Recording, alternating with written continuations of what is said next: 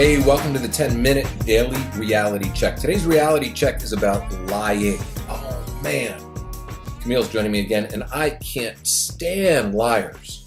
As a matter of fact, that is probably the worst person to ever put me in a room with, because to me, when people lie, it tells you about who they are as a person.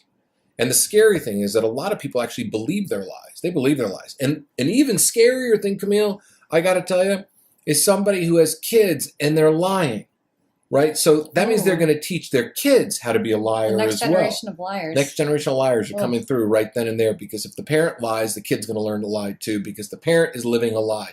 So many people live lies every single day. And the sad thing is, as you and I were talking about it, a lot of these people are living these lies based in their dating life as well. Mm-hmm. So, for instance, okay, and this is why you can't stand online dating, right? Mm-hmm. Online dating is full of lies. Mm-hmm. It really is. From the pictures that are 10 years old, to the angle shots, to the age that's done differently, to the weight. You know, how many people are always bigger in person than they are in their pictures, to what they do for a living, to how they even perceive themselves. Like online dating to me is like Aesop's Fable. Remember that book, Aesop's Fable, as a kid? It's all like the superhero version of what people want themselves to be. Everybody's so positive too. I am a positive, loving person. Bullshit, okay? I am sensual and passionate. Bullshit. I am spontaneous, yet when you try to get together with them, it takes 5 weeks to get together with them. There's for Mr. or Mrs. Spontaneous. It drives me nuts, all the people who say all these things. People always put the superhero version of themselves because they don't want to look at themselves. So the lie really starts based on their profile and their first contact. Like, how many times have I been in contact with somebody and I say, how's your day? And they go, great. It's the best Wednesday ever. Like, I'm going to challenge that, okay? Because I'm really going to decide whether it's the best Wednesday in the world. Mm-hmm. I think what we've done is we are trying to put up a version of ourselves that we wish we were, or a version of ourselves that we think other people will like better. In reality, that, I think, is the biggest lie. So maybe people put a lie up about their age and they put a lie up about their pictures. But I think overall it says about how they feel about themselves. What do you think about that? I think that's totally true. And I would question why you feel like, first of all, you yourself aren't good enough to just put what you are up there. Like, I love butternut squash. That's my favorite thing in the world, and I'm not going to apologize for that. Like, just fucking put it up there. Why not? Very random butternut squash. I know, I don't know why I thought of that. But it's true. I mean, the more random, the better. You want to be memorable, and people are so afraid to show their quirkiness and be a watered-down version of themselves. And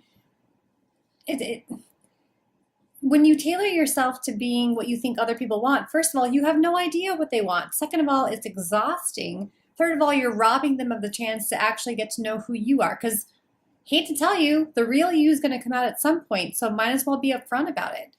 You know, and then on top of it, I know we were talking about if you lie in some aspect in your online profile, you're starting off a potential relationship with a lie.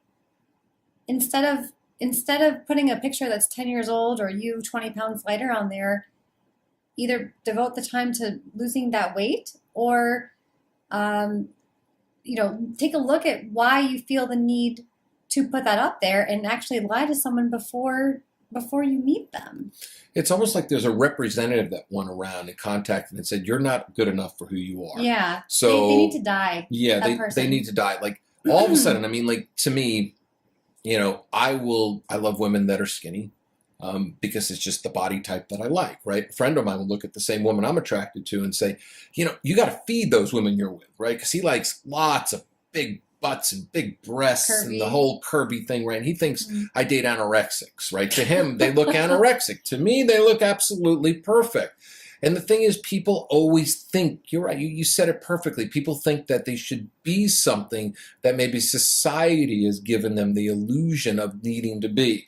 Meaning all women need to be thin, or all men need to be tall, or, you know, everybody needs to look perfect. So the Photoshop pictures alone make me want to throw up. I mean, it's unbelievable the amount of people that Photoshop. We know you don't look like that. We want that to show up, and that's what the illusion is, because the minute you throw a picture of yourself up there that doesn't represent who you are, you're not going to be able to convince that person that you meet that they should date the person that showed up because they want the representative. They're like, fuck this, man. I want the representative that show up. I want the representative. I don't want this woman that shows up. I don't, get out of here. Who are you? And I've done that with people. People have shown up and they've tapped me on the shoulder and I turn around and I'm like, no, who are you? Wow. I want the representative. But what does it say deeper? There's a deeper character issue that you and I talked about. And it's something that I think you really hit right on. If they're willing to lie about this little thing, Mm-hmm. what does that say about their character? Exactly. Well, and I hate to say it, but once you get comfortable telling a lie in any aspect of your life, you're getting comfortable with lying. And that I guarantee you, it will show up in another aspect of your life. And it's going to bite you in the ass. Who wants to be around a liar? I am such a bad liar, and I love that I'm a bad liar. I don't ever want to be good at lying because people, it's kind of like with online dating, well, it's in our nature to get away with what we can. And if we can get away with a picture that's a little bit skinnier, a little bit younger, whatever, we will, it to our own detriment, but we will do that. And then with the lying, if we can get away with lying, we will. And you don't want to make that a habit. That's awful. How would you like to be with someone who is comfortable lying? That's, I mean, whether small, if it starts off small, it's only going to get bigger. I guarantee it. Yeah, I agree. If somebody is willing to lie, it also shows you, one, a big character flaw. Two, it shows you that they don't like themselves. Yeah, they're hiding something. They're hiding something. And on top of that, it's exhausting. Like we talked about, David. I don't want to have to remember my lies beyond just the integrity breach. I don't want to remember that shit.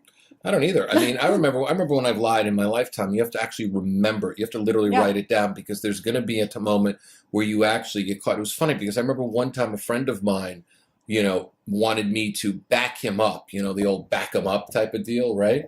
And I remember I had to back him up, and then, I had trouble backing him up. Because it didn't, whatever he wanted you to do, it didn't actually happen. You have no memory of it. No, it has no memory of it. And then I remember I kind of blurted it out when we were all together, and I said, no, you and I weren't together that night.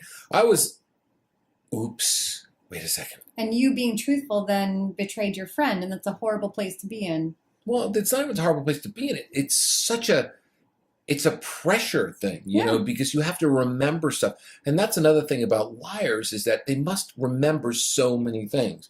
They put themselves on an online profile and they don't even remember the profile they wrote. And then you confront them on that, or they don't remember this and they don't remember that. And like I said, the worst thing is that some of these liars actually have kids.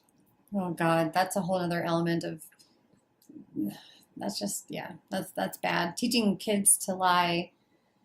I mean, from exhausting to anti-integrity to everything, they don't know any better. They're going to think that that's just the way of life. Okay, so wrapping it up. Okay, why? Why? Is it that we've been taught as a society that we're not good enough? That all of a sudden, that we're not good enough, we're not skinny enough, we're not pretty enough, we're not tall enough? Because I think a lot of the time, especially when it comes down to online dating, a lot of women will be like, I'm 5'8" and I like to wear my heels, so you better be 6 feet tall. So men lie, right? Or men will write, you better be this or you better be that. Because a lot of people, when you read a lot of these profiles, people are writing about what they don't want. So people then are conforming to that because they feel the only way they're going to get somebody, because this comes down to the lack of abundance that so many people have. Most people have a scarcity mindset when it comes down to dating and meeting somebody. They just don't believe that there's a perfect fit for them, an amazing fit for them. So they feel like they need to represent themselves for something they're not, and they like to dupe somebody. I mean, when you show up and you are 5'8" and you said that you were 5'4" and this guy is 5'5", it's all going to go to pieces. And you know what? Being 6 feet tall does not necessarily make you a better husband. Who cares? Kindness, supportiveness, things like that. That's what long-standing relationships are made of. Ask yourself, is this going to matter when you guys are 80 years old? When you're hunched over and frail and this and that, are you going to care if someone is 6 feet tall or 5'10"? No, you're not. You're going to care if they've been there for you for the past 50 years and helped raise kids or supported you through your cancer treatment or anything like that. That's what matters. We're all the same height laying down, so sometimes it's okay just to follow the yellow brick road and allow the munchkins to give you what you need to have. Anyway, how do people reach you? masterofflinedating.com. David Wygand here signing out for the 10-minute daily reality check.